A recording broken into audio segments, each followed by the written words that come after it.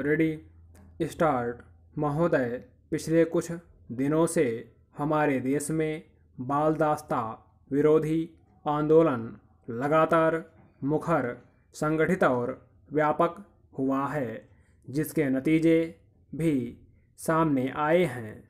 इसके प्रति बाहरी दबाव भी हैं, लेकिन स्त्रियों के कम होते जाने के खिलाफ ना तो देश में कोई संगठित आंदोलन है और ना ही कोई बाहरी दबाव। जिस प्रकार बाल दास्ता का संगठित विरोध हो रहा है, उसी तरह स्त्रियों के गायब होने का क्यों नहीं। आज भी देश के बहुत से हिस्सों में कन्याओं को जन्म लेते ही मार दिया जाता है और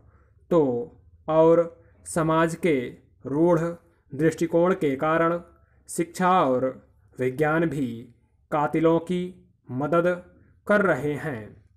प्रसव पूर्व लिंग निर्धारण की बढ़ती हुई लोकप्रियता और इस परीक्षण के पक्ष में दिए जाने वाले तर्क हमारी सामाजिक संरचना की अभिव्यक्ति है।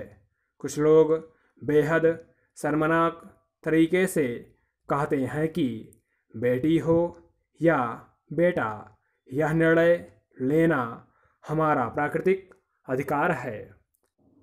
इसके लिए यह लोग बच्चों की सीमित संख्या का तर्क भी देते हैं।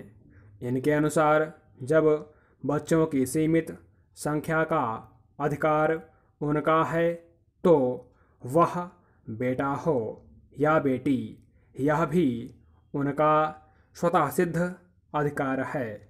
कुछ लोग यह तर्क भी देते हैं कि ऐसे बच्चों को जन्म देकर क्या फ़ायदा, जिसके साथ आजीवन असुरक्षा का भय जुड़ा रहे।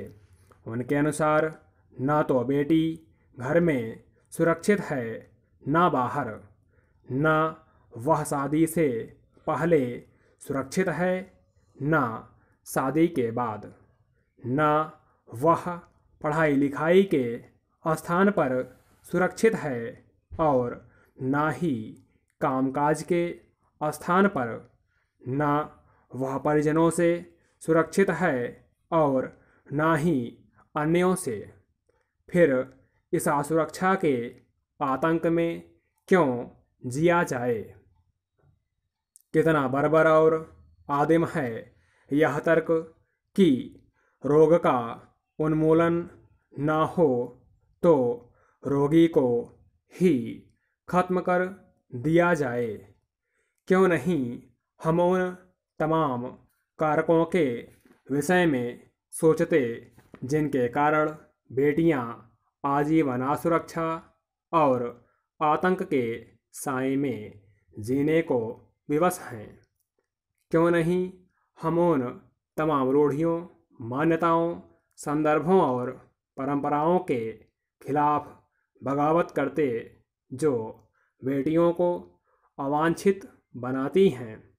क्यों ऐसे मूल्यों के पोषण के खिलाफ सतत अभियान नहीं चलाया जाता, जो तमाम तरह की गैर बराबरी की हिमायत करते हैं।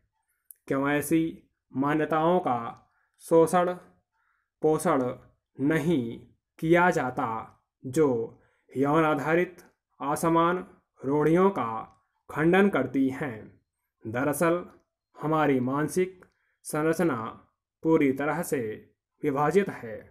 एक ओर हमारा संस्कारगत मन है, दूसरी ओर है नई चेतना से सुसज्जित मन।